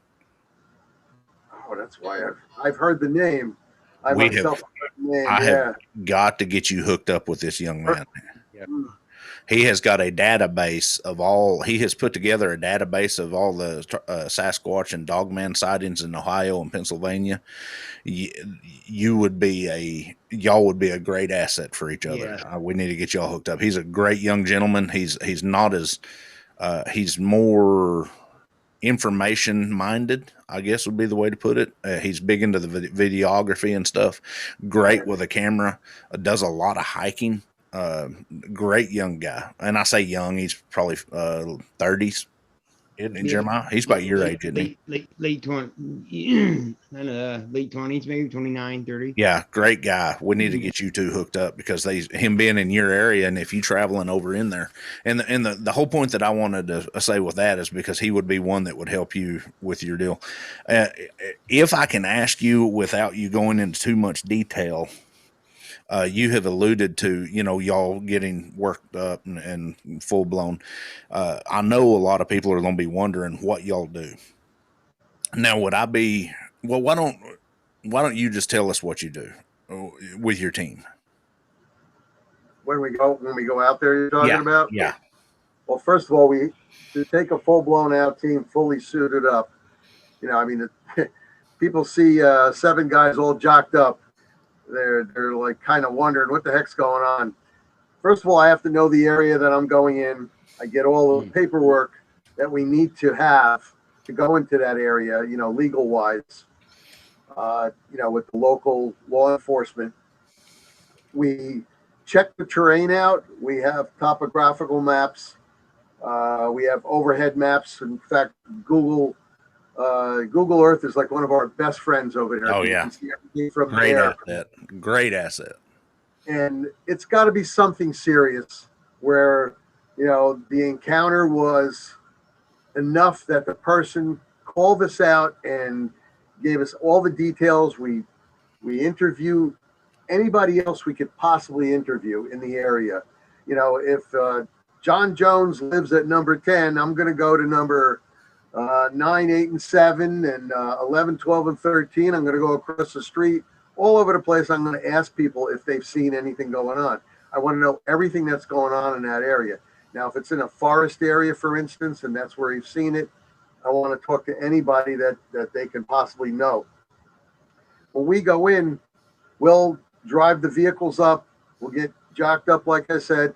We'll start walking in a diamond pattern into the forest area, and we start tracking right then and there. And something I tell people all the time, remember, look up. People just don't ever look up, and you might have something in that tree. You might have, you may not have a cryptid, but you might have a mountain lion. You might have a black bear up there. Yep. You might have something up there that's dangerous to you. But we're constantly tracking, and everybody has their field of view that they have to take care of. And with a seven-man team going in a diamond formation, it's relatively easy to protect each other.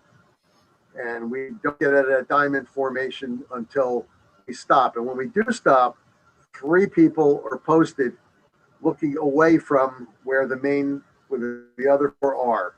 I might call the guys in to the center. You'll have 3 guys all looking out in different directions. Because, you just don't say, oh, okay, let's our guard down now. That's it. No more. We also have perimeter alarms that we can set out there. I don't know how good it's going to be against a cryptid like a Dogman or a Sasquatch. But we do put perimeter alarms, and I put them at 2 different levels. I put it at a 10-inch level, and then we'll have another one around a 30-inch level. This way, if it comes by, we're talking about physical perimeter alarm. If it hits the wire, it hits the string, it's going to dislodge, and the alarm's going to go off, and we're going to know where it's coming from. Let's put it this way, Gary. I don't want to be surprised when I'm out there. Absolutely do not want to be surprised. And even though these guys are all sharp, when look at what you're looking at, and nobody's thinking about, oh, gee, I wish I was home and I had a coffee and a bagel or something. I was watching my favorite TV show, because that means your mind is someplace else and you're not here. Right. It's just too dangerous when you're out there, and that's where people that want to go out there and find a cryptid and take a picture or 2 of them, and maybe have the arms around thing and hi, that's where I just don't understand it. Just like you guys, I just don't understand it. Where they think it's all fun and games. Yeah. All fun and games until the doo-doo hits the fan, and then you have to do something about it. Yeah. You know, I guess on this show we're actually getting heavier and deeper into you know, the boots on the ground type thing, and we're being a bit more serious than I've been on other programs that I've been to. But it needs to come out. People understand. Well, and in saying that, I want to address something for the folks. Now, folks, this is strictly a research organization. This is strictly for research purposes. They are dealing with what I like to call the dirty black child of the, for the lack of better terms, of the cryptid community, the Dogman, because they're known to be more aggressive. That's what y'all specialize in. So yes, they are fully active and they are fully prepared, but this is strictly a research organization. They are not a pro kill. We do not allow, we allow it. You can come on and talk about it all you want, but we don't facilitate pro kill here. I don't. No. Jeremiah doesn't either. Not at all. Strictly for a research standpoint. Me coming from where I come from, I go a whole different. That's the reason I leave Dogman out in left field, because I don't even want to mess with them. I'll call these guys in because they're better prepared for it. But once again, what I was saying is the level of tactical alertness that these guys have is, I would truly believe that a lot of folks, the average person, ought to think about when they go out. Because if these guys want you, not their team, I'm talking about the cryptids. If they want you, they're going to get you. These guys are prepared mentally, prepared physically, prepared psychologically, technologically wise, and tactfully. But once again, they are not a pro kill. Now, when a lot of folks are hearing this, they're thinking that these guys are going out to take them out. No, they're just going out to do research. They just do it in a military fashion because they're all ex-military. They are not a pro kill. They are a pro response and pro, how would we say, reactionary. Reactionary, self-defense. You know, if it comes down to it, it's going to be self-defense. Yeah. Yeah. And the reason I wanted to address that, because in the first part of the show, the first, that we just did, people was, I'm sure they was alluding to the military background and stuff. And I wanted to get that put out there that y'all, and I know you said it 2 or 3 times during the show, but if we laid it out exactly what you did, then it shows people that you're not out there to harm them. I mean, honestly, if you're good friends with Greg Youst, you're definitely don't have a mindset to harm the target species. No, not at all. And that says a lot for you right there, because me and Jeremiah both know Greg quite well, and he's definitely not pro aggression towards any of them. Anything. Yeah. Our founder Jody Cook expresses that all the time. And we're not pro kill, and that's not why we're out there. We're out there for the research. I found claw marks on trees that could not possibly have been done by a bear or a big cat, because of the wideness of the slash that was on the tree. Yeah. Some of the tracks that we found, and I don't just find one. It's generally anywhere from 3 to 6 different tracks when you're looking out there. I mean, I see people, they say, "Oh, I found the track, 1 footprint." Well, where's the other footprints? Should have had some before and after. Yeah. We're finding quite a few until they either take to a tree or like you said, Gary, they can jump, and when they start to speed up, the tracks are going to be further and further apart. Absolutely. Right. And I'm glad you mentioned the trees, because that's a factor. I mean, for lack of better terminology, if you ever see the movie Underworld series, the dogmen they're on the side of walls, they're on trees, they're I believe if they got the intelligence, they'll do it. Well, a dogman can adhere to a surface, because of the deep claws. I mean, just look at your normal cat. I used to have a cat years ago, and I'd be wondering where Taco went. And Taco's up on the curtains in the living room, climbing up on the top. You know, Right. you hear a meow, and I'm going, okay, you got to come down here now. Yeah. I'll tell you though, after seeing your dog on that little clip that you showed us, I definitely want a Malinois. Me too. They're, Me too. you know, you can make any dog. I train all kinds of dogs, but the Malinois has, I tell people all the time. Now, somebody like you two, because I know you both, and I know especially you, Nick, because of your lifestyle and you're used to them because you've had an operation dog before. They're the perfect breed. But people that's on a chain, you know, tie one up in their backyard or leave them in their house going to work, that's a wrong kind of dog, buddy. Yep. You know, while we're talking about that, it has nothing to do with cryptids. I'd like to say to everybody out there who's going to listen to this, when you get a dog, you really need to think about it before you buy that animal, because a dog is like a baby. It needs you to train it to go pee and poop outside. It doesn't know any better. So you don't hit the dog. You don't yell and scream at it. You train it. And it needs you to feed it. It's a baby. It needs you to open the door to let it outside. It needs training. It needs exercise, just like, you know, your kids would. So don't get a dog if you're not going to take care of it. And it is a 24/7 type deal. Absolutely. I mean, my Roddy just passed away, and I'm going to tell you, it just kills you. You know, hear that. You have a dog from, I got her from 6 months, and you know, it's like with me all the time. You know, I put it on my shoulder when I'm driving, and you know, when it was a baby. You know, you just love that stuff, and seeing your dog there, Gary, I want one of those now. Definitely gonna go up to Maryland. I shouldn't have said that. We talk about other breeds, you know, and I can't find it in my heart. If I ever drop down from a Belgian Malinois, it'll be to like an Airedale or something other specialized, you know. But I can't do it, man. People just don't understand. Well, a lot of people that knows me knows how this dog is my kid, man. I mean, we're partners, and he is such an instrumental part of my research, because me being kind of crippled up like I am, and him having the senses that he has, and his abilities, it just beneficiaries. I slow him down, and he kind of keeps me rolling, you know. But they are such a wonderful companion, and I don't understand why people don't use. We use dogs in search and rescue. We use them for attack. We use them for guard and protection. We've been using dogs for thousands of years, and people are not. There are. I honestly believe there are more dogs in the paranormal field of research than there is in the paracryptid field of research.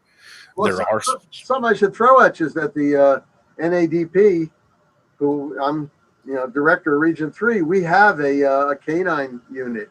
Really? Yeah, we have a canine unit, and our founder, Jody Cook, he's got one big shepherd that he uses. You're going to have to get me more involved in this, because I've got some training. They have to go through training. All the dogs have to go through training, and like you said with your dog, you're already all the way there. Out in the woods, my Roddy was trained not to alert verbally. Mm-hmm. You know. What I trained my Roddy to do was to bump me. Mm-hmm. You know, if anything else was sensed out there, come over and bump me right in the leg, and you know, I'd know, and I'd say, shh, just keep it down. Yeah. Because right away, it's going to want to hit that throat growl, you know, and go after it. But we have a canine. We actually have a canine patch for the NADP. That's cool. That's right down my alley, man. I like that. We're trying to develop units all over the country, and unfortunately, a lot of people don't want to take their dogs to the right training. Yeah. You know, so well, and they don't understand. I get such a kick out of it. My dog being a service dog, you know, and folks, this is just straight across the board. I know we're kind of getting off of the cryptid thing, but people ask me, well, how much does a dog like that cost? And I'm like, right. Just to buy the dog, this breed of dog we was talking about earlier, thousands.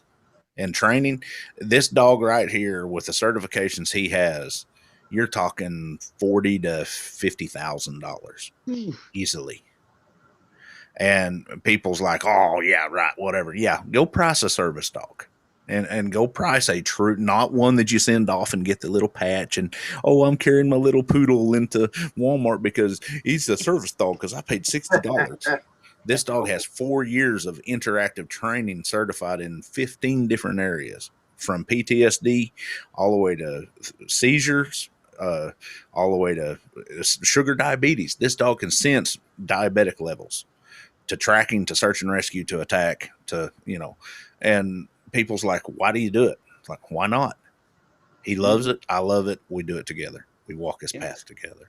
I like that barrel thing you have him doing. Isn't that incredible? The barrel. Oh yeah. That thing's half full of dirt. That thing weighs about 70 pounds. God, and he's tossing it around like nothing. Yeah. Well, that's these dogs, it's, Nick, I sent you a friend request. I have to get you to accept it.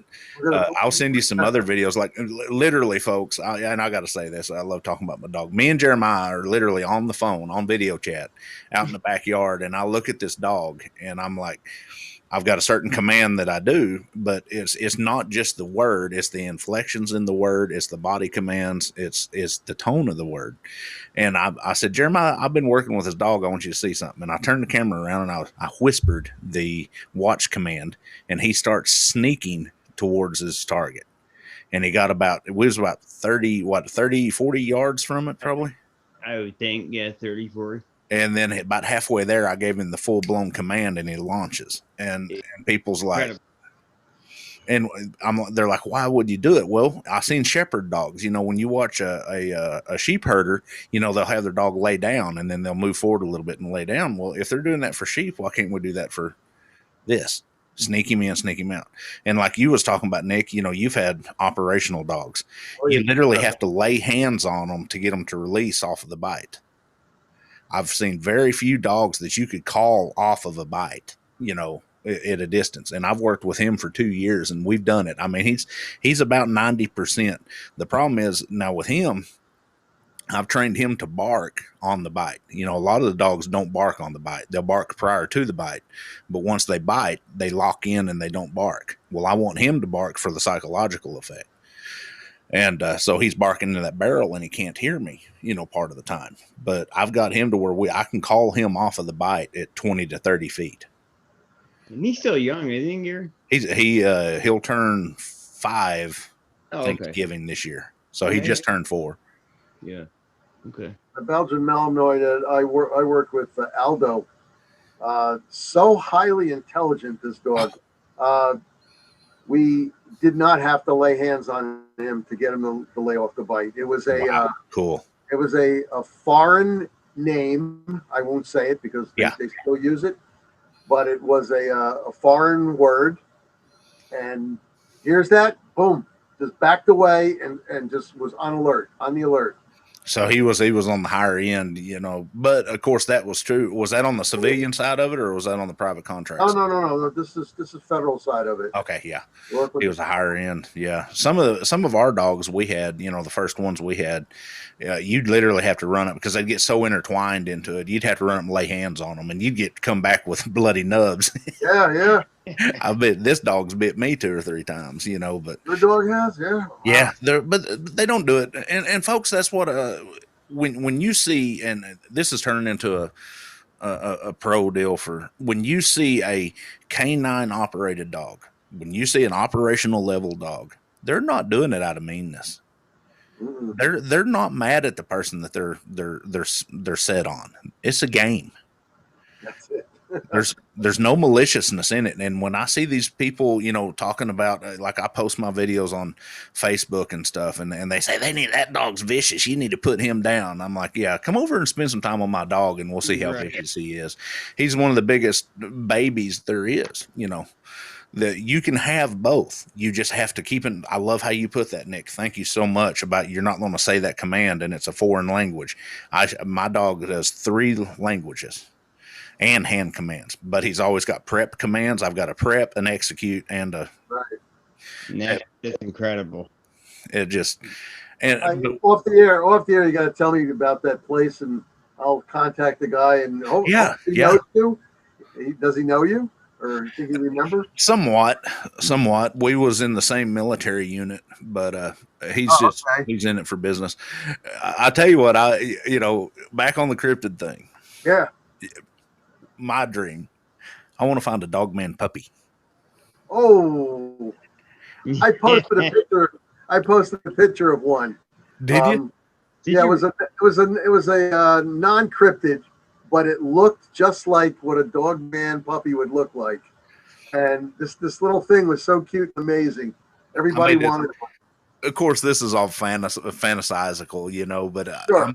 My thought is, if I can do this with an intelligent Malamor, what could I do with a 7 foot tall, 700 pound? Remember now, at 450 pounds, 7'6", they're going to want to eat a lot. Well, true. Yeah, I'm thinking meat bill. I'm thinking about getting something like that, and I'll just ride him around in the woods. Oh. Man, great show, guys. It's I'm gonna have to jump off here pretty soon. Yeah, same here, unfortunately. Yeah, well, that's good. We have you scheduled for the second Sunday in April, Nick. Yes, I'll be in touch with both of you guys. This way we could absolutely other topics to delve into. Some other cryptids if you want. And I'll give you an update about what my teams are doing out there. I'm not with them right now because my personal job, I've had to be there, and I was actually flying Overwatch for a good 4 hours the other night. Certain areas. Well, before we go, we missed it on the first show. Could you put your contact info? Tell everybody how they can get a hold of you and what group you're associated with and stuff. Well, on Facebook, basically, you just go to the North American Dogman Project, Region 3. My region has close to 3,000 members, and I also run the International Dogman Project, Nordic countries. So that would be anything outside of the United States. But North American Dogman Project Region 3 has over 350 people from countries outside of the United States. And I don't mean just Canada or Mexico. I mean Australia, New Zealand, Finland, Sweden, Germany, Italy, Denmark, France, all over the place. Indonesia. We try to cater to everybody out there. And if you have a question, anybody has a question, I always give them an answer. I'll contact them personally, by Facebook Messenger, or after Messenger, they'll contact me by email if I need to send them stuff. That's all you have to do is just look us up, North American Dogman Project Region 3. Just put in there that you want to join up, and we do post a lot of stuff over there, a lot of stuff. I'm working on exactly what we talked about today. I'm working on what you should use when you go out on an investigation. I mean, it's not just carrying, defensive equipment and stuff like that. Also, the stuff like plaster of Paris. When you find a print, you want to be able to make the print. We have crime scene tape. I tell you where to get stuff like that. You're going to carry your little bag. You're also going to have a first aid kit. You got to remember things like that. As I mentioned in the first part, I tell everybody, besides bear spray, I feel like gloves, mechanics wear makes a good glove. They're not contacted with me. I'm just saying, I happen to love that glove. I've used that in the country, and I've used it outside the country. And I'll tell you, my mechanics wear gloves. They withstood the weathers of Afghanistan. And over there, if it's 110 degrees, it's a cool day, and you're sweating right through these things, and I'd be washing them out and they'd be perfect. So, gloves are super important. So if you're going to go out there with at least two things, gloves and pepper spray. But, I'm going to be doing something, like I said, about an investigator's kit, what you need. You're going to bring paper bags with you so you can put stuff in it. You're going to bring your plaster of Paris. You're going to bring your shovels, your tape. Just remember, as soon as you see a footprint in the ground, you need to back away to see if there's other footprints in the area. And you're going to tape that area off so everybody just doesn't trample on it. I'm also going to get into the offensive and defensive equipment that you need, when you go out there. And we are going to put on some seminars and some training, which I'll put up on my group. We'll let everybody know about that. Mr. Jody Cook, he has seminars that he runs from time to time also. Super busy guy, but that's our founder. If you do, I just want to put it out there, Gary, if I have a couple more minutes. Yeah. We have a forensic sketch artist on our staff. He's one of our admins also. And if you have an encounter, I can put you in touch with him, and he can draw up, exactly what you're telling him, and he can send it to you. This way, Who we is know it? what we're dealing with. Well, I'll ask you that after we get done. But Mr. Richardson. Let's put it okay. that. His last name is Richardson. Okay. I wanted to put it out there for them. We're just expanding, on a daily basis in the things we do, and I get anywhere from 12 to 15 calls a week on encounters, and a lot of them, it just turns out that it's a coyote, or maybe it's a wolf in the area, and it's really not, a dog man. One gentleman in Pennsylvania, everything he described to me, and I actually took a ride out there on the weekend with two other fellows, and he said this thing was looking in his window. Turns out, after I looked at all the paw prints, that it was a regular wolf. It just popped up. You know how your dog can go up, on a chair or on a ledge or something? Well, the wolf is kind of big, and he had his paws up there, and you could tell on the ground it was wolf prints. So at least he feels a lot better, and it's, wasn't a dog man.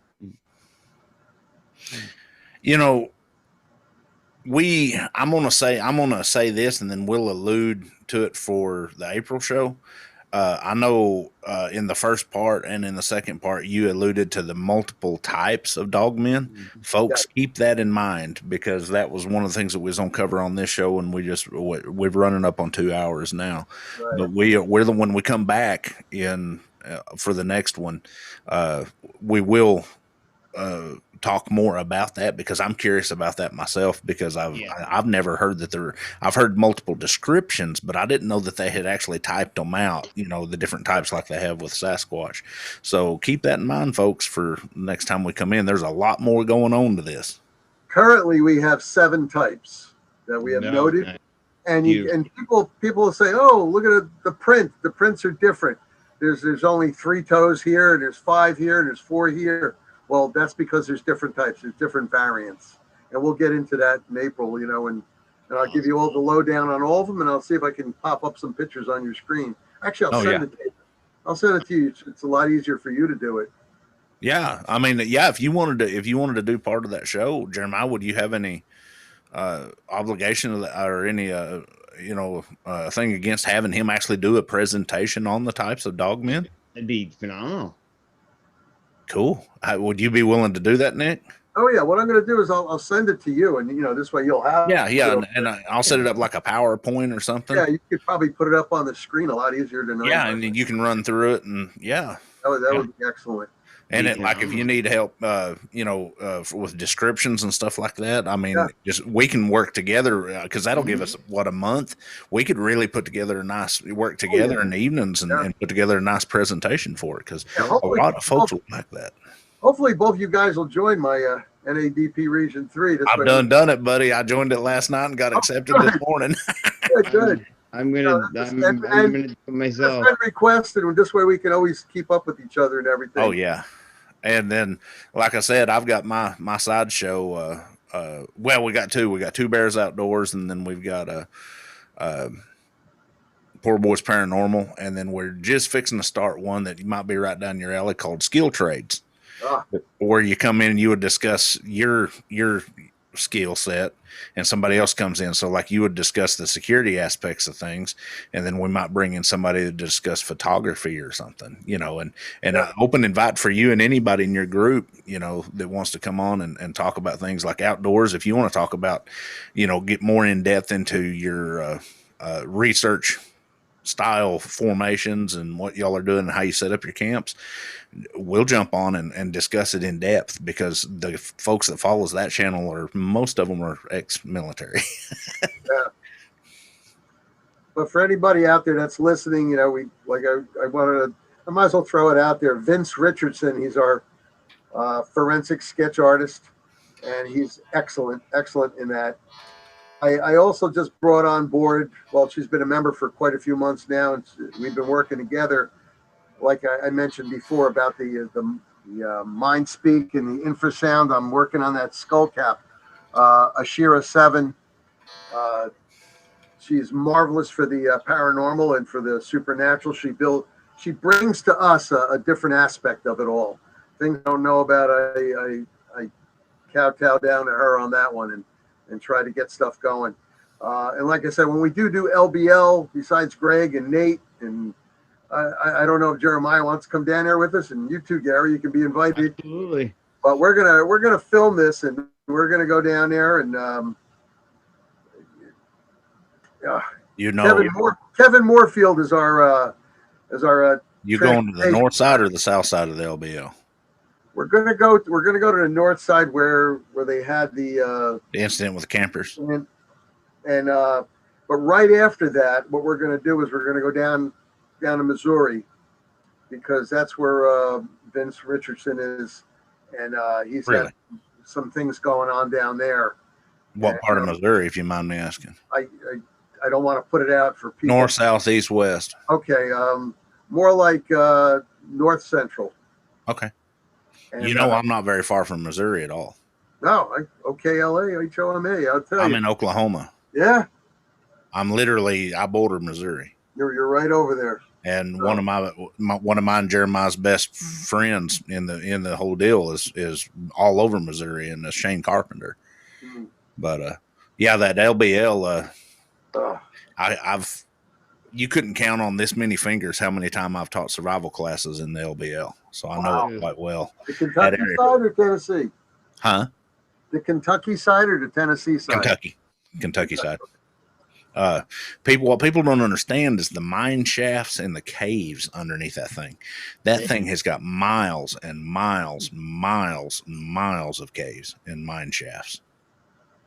You can drop in on one side and probably traverse 10 miles and pop up somewhere else, and if you know the systems. Yeah. Nah, just think of what else could be in those caves. Yeah, I know. Yeah, I know. If anything, Gary, you got to meet us down in Missouri then, and at least get a ride on the 111. With us. Oh, yeah. I hope that's totally fixed up. I might, depending on how far out that is, I might bring the P3 World headquarters, mobile headquarters, up and show them our civilian side of the. Nice. That's more of a private deal, but we're doing something similar, but we're doing it more civilian orientated to where my whole goal is the less footprint that we can put out, and the more I look like a crippled up yuppie, for the lack of better terms. It seems to bring them in. We've literally sat at a campfire and for lack of better terms, playing music and have more activity them coming in on us, than we have doing a more interactive research. Absolutely. It's weird. Now that's strictly the Sasquatch side of things. I've never, that I know of so far, I've never dealt with a Dogman, and I hope I never do, honestly. If you're going to go see the be right there at the site where the camp got ripped up, it's just a hop, skip, and a jump right down where the bow hunter got taken also. Oh, yeah. He was 10 miles, no, not even that far. I think it was like a little over 4 miles straight west along that ridge. There's a ridge complex that all runs through, right there on the north side of the lakes. I'll have to get the exact location. I've got a friend that worked that area quite well. He's one of the Bigfoot outlaws, but he could tell us the exact location of that. All right. Well, folks, I got to get off of here and go take care of it. Same here. Great show. Nick, I just put in for, my membership is pending right now, and your group. So, well, y'all hang on for just a minute. I'm going to stop the recording. Sure. Folks, thank you so much. We'll see y'all again. See y'all soon. Have a good night.